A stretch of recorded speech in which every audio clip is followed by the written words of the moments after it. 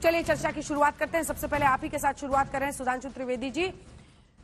बन रही है आपकी स्पष्ट जनादेश से सरकार, लेकिन सीटों में है गिरावट। ये क्या बता रहा है? 2019 के मुकाबले 2024 में 303 पिछली बार आई थी, आप 284 पर हैं इस बार अभी तक के।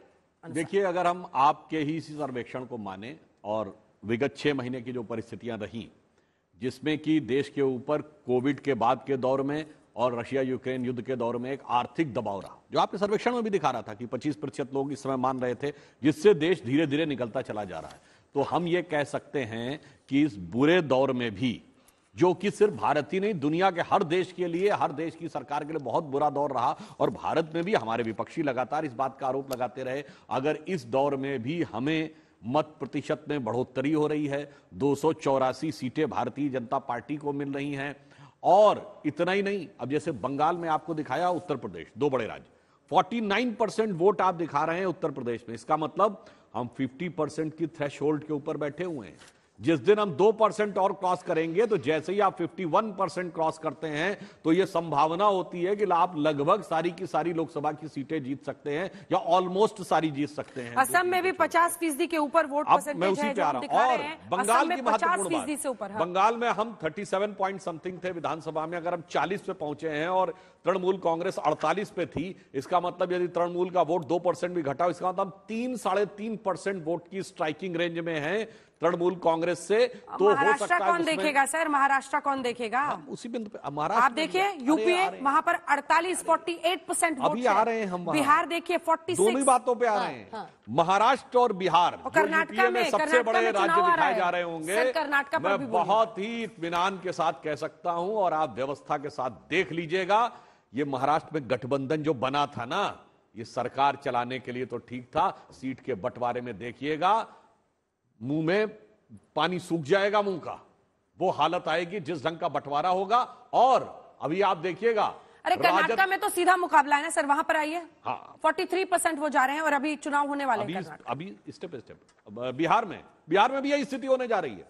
इतना आसान नहीं है राजद और जदयू के बीच का सारा वोट ट्रांसफर होना। जिस समय आप सर्वेक्षण करते हैं उस समय ठीक है, बात आती है वोट ट्रांसफरेबिलिटी। और ये मैं ऐसे नहीं कह रहा हूं, 2019 के चुनाव से पहले यूपी में सपा बसपा गठबंधन था, किसने 60 सीटें दी थी? किसी ने नहीं दी थी। हमारा मैक्सिमम 30 के आसपास माना जाता था, क्योंकि माना जाता था टोटल वोट ट्रांसफर हो रहा है। ऐसा नहीं हुआ था। राजनीति में 2 और 2 का जोड़ नहीं होता। इसलिए महाराष्ट्र और बिहार, जहां सबसे ज्यादा मान रहे हैं, वहां पॉलिटिकल केमिस्ट्री नहीं बनने जा रही है, वो अर्थमेटिक में दिख रहा है, वो भी फ्यूचर में उस टाइम पर दिख जाएगा।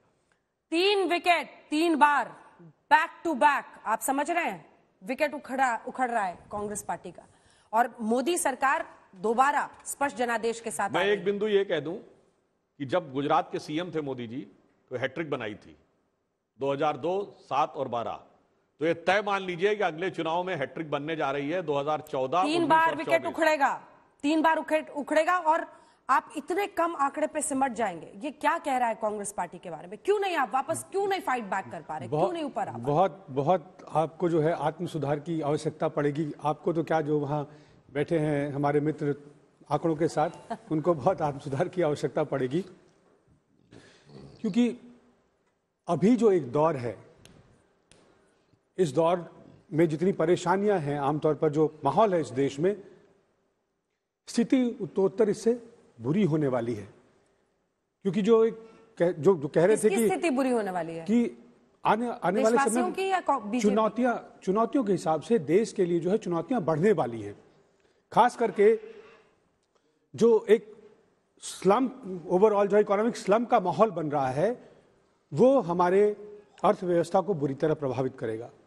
ये बेरोजगारी और महंगाई जो देख रही हैं, ये आगे और बढ़ने की संभावना होगी। सरकार इसको रोक नहीं पाएगी, लोग इससे और ज्यादा प्रभावित होंगे। और आज अगर चुनाव हो जाए, इस आंकड़े को यही छोड़ देते हैं, आज अगर चुनाव हो कर्नाटक में, आज अगर चुनाव हो जाए मध्य प्रदेश में, आज चुनाव हो छत्तीसगढ़ में, तो कांग्रेस पार्टी सीधी जीतेगी। महाराष्ट्र की तो मैं बात ही नहीं कर रहा हूं, महाराष्ट्र तो आप प्रमाण खुद दिखा रही है। तो मुझे ये बताइए कि मैं सिर्फ 3 राज्यों को जोड़े, आपको यकीन है? वो वाले हिस्से पर यकीन नहीं है। आप मैं सिर्फ अपनी बात पे यकीन कर रहा हूं। मेरी बात मानिए, मैं सिर्फ अपनी बात पे यकीन कर रहा हूं। इसलिए मैंने 3 राज्यों अपने वो राज्य गिनाए जो नहीं मान रहे थे। एक सेकंड, आप ये कह रहे हैं कि कांग्रेस पार्टी 2024 में सरकार बनाएगी, हाँ या ना? मैं बाबा नहीं हूँ टेलीविजन वाला। आपने कहा ना कि आत्म सुधार उनको करना पड़ेगा मिस्टर देशमुख को। आप बताइए ना कि क्या कांग्रेस सरकार बनाएगी? ये आंकड़े झूठे साबित होंगे। ये आंकड़े झूठे साबित सरकार बनेगा कि नहीं बनेगा वो 26 मई को जब हम बैठेंगे और यहाँ जब काउंटिंग हो रही है। अगला सवाल, किसके दम पर जीतेंगे? उनकी नाकामी या आपको लगता है कि क्रेडिबिलिटी है आपकी? नहीं, हम अपनी लकीर लंबी खींचेंगे। हम जनता के मुद्दों के ऊपर चुनाव के लिए जाएंगे। हम बेरोजगारी, महंगाई, आर्थिक विषमता, जो समाज में जहर फैला जा रहा है, संविधान पर आक्रमण लगातार, ये जो जनता के मुद्दे हैं, इन मुद्दों को लेकर के हम जनता के बीच आप कह रहे हैं आप लीड करेंगे। अगला सवाल, ठीक है, आखिरी सवाल, आप कह रहे हैं आप लीड करेंगे, लीडर कौन होगा? जनता लीडर है, मुद्दे लीडर है। ये तो सर वही, ये तो मतलब ज्ञान, मुद्दों के ऊपर लोग वोट देते हैं और जो नेता होता सर्वमान्य होता, किसी को कहना नहीं पड़ता कि कौन सा नेता है। नेता तो अपने आप चुन जाएगा, जब सीटें आएंगी तो अपने आप नेता होगा। मुद्दे नेता होंगे, मुद्दे के ऊपर लोग वोट करना जानते हैं।